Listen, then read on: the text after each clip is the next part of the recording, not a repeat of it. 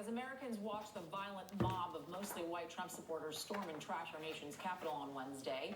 Politicians and activists, they were among the many drawing stark comparisons between this week's police response and last year's largely peaceful Black Lives Matter demonstrations. NBC's Ron Allen takes a look. The contrast is striking. Thousands of rioters supporting President Trump storming the Capitol. The Capitol Police overwhelmed, arresting no one in the beginning. Video even showing one taking selfies with the mob. Well, back in June in D.C., here's what happened when overwhelmingly peaceful protesters were demanding social justice. Flashbangs in front of them and mounted police to clear what has been an entirely peaceful protest. One huge difference, many storming the Capitol were white, while the protesters last summer were mostly people of color. For many, the split screen revealing a double standard. No one can tell me that if had been a group of Black Lives Matter protesting yesterday, they wouldn't have been treated very, very differently. Many of us watching this unfold were asking, where are the cops? It may have been there, but it was certainly light. I think that those questions, they're going to have to be asked and answered by the Capitol Police. All right, joining me now is Black Lives Matter activist and organizer Chanelle Helm. Chanelle, thanks for joining us on this. Really appreciate it.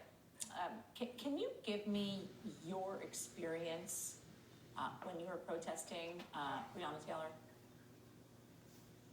Yeah, that first night, May 28th, was extremely violent, and the violence came from the police officers. So watching everything unfold this week was really right on par with how we know police show up for Black or brown protesters, or even in Black and brown communities. So there really wasn't any difference. I thought that it was outlandish or maybe even planned that there wasn't any type of direct discipline handed down immediately. I think that's the most shocking piece, is that out of all the 32 different law enforcement in D.C., no one was able to make it to a complete, not even riot. It was just an overhaul of a messy coup by, folks who aren't in the same predicament as Black Lives Matter protesters were.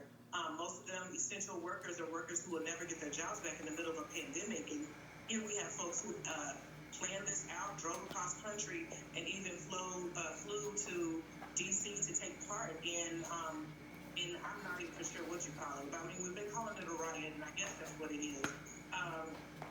What really is outlandish is that we have our government officials going back and forth with Trump and his administration around what the discipline looks like. I think that's what's really surprising. There's no more time for any type of mediation. This is just outlandish.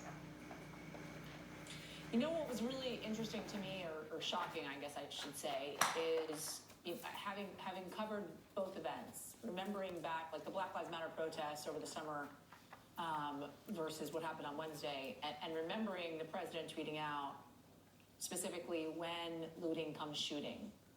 And knowing how when the looting starts, the shooting starts.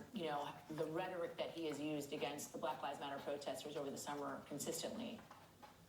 Thinking about Charlottesville as well. They're good on both sides. And then you compare that to the message that you heard from the president on Wednesday and the message that he put out to his protesters and his rioters, and that he said, I love you, I respect you, I know how you feel.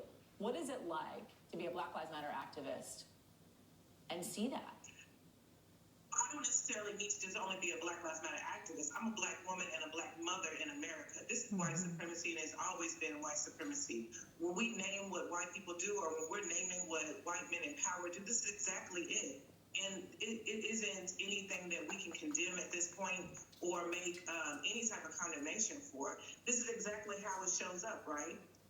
He used fascism throughout this entire administration to make sure that he could build up a following in folks who are completely racist, who are completely fascist, and who are willing to make sure that race is at all costs for anything that they stand for. And that's exactly what we saw yesterday, and we heard that as well.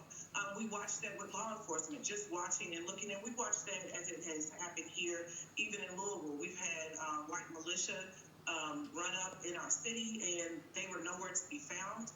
As soon as the Black militia got here here to the city, then they wanted to be on the streets. So we know exactly what this is, and we have got to start calling it exactly what it is if we want to remove this. This is white supremacy.